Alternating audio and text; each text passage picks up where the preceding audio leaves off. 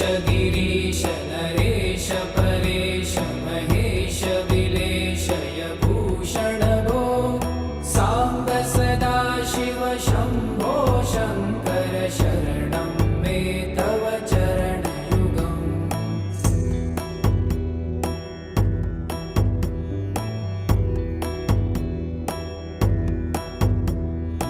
उमया दिव्य सुमङ्गल विग्रहया लिङ्गित वामाङ्ग विभो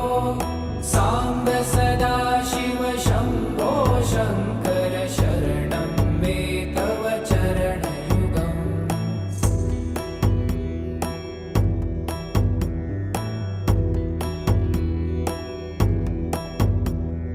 दूरीकुरु मामज्ञमनाथं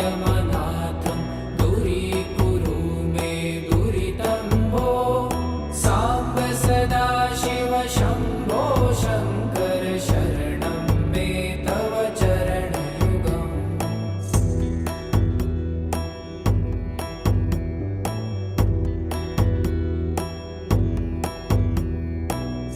ऋषिवरमानस हंस चराचर जनन स्थिति लय कारण भो साम्ब सदा शिव शम्भो शङ्कर शरणं मे तव चरणयुगम् अन्तःकरण विशुद्धिं भक्तिं च त्वयि सतिं प्रदेहि विभो साम्ब सदा शिव शम्भो शङ्कर शरणं मे तव चरणयुगम्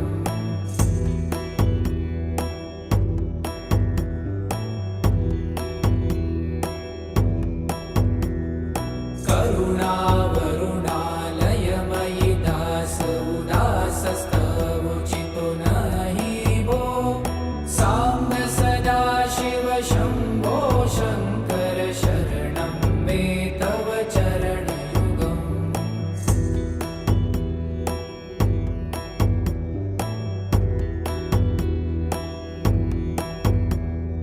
जय कैलास निवास प्रभात गणाधीश भूसुरार्चित भो साम्ब सदा शिव शम्भो शङ्कर शरणं मे तव चरणयुगम् जुनतक झङ्किणु जुनतक कीटतक शब्दैर्नटसि महानट भो साम्ब सदा शिव शम्भो शङ्कर शरणं मे तव चरणयुगम्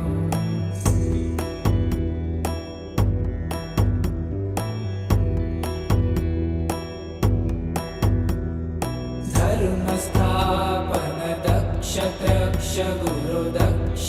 यज्ञ शिक्षक भो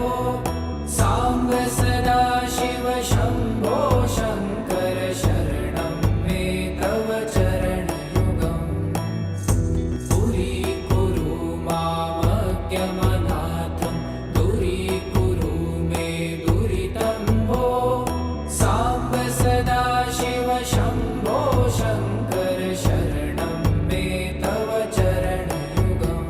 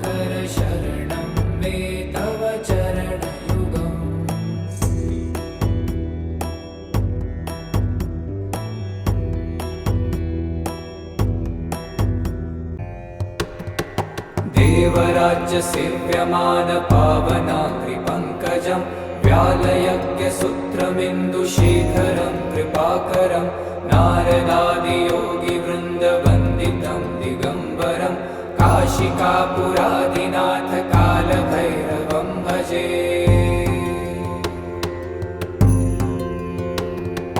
भानुकोटिभास्वरं भवाब्दितारकं परं नीलकण्ठमीप्सितार्थदायकं त्रिलोचनं कालकालमम्बुजाक्षमक्षशूलमक्षरं काशिकापुरादिनाथ कालभैरवं भजे।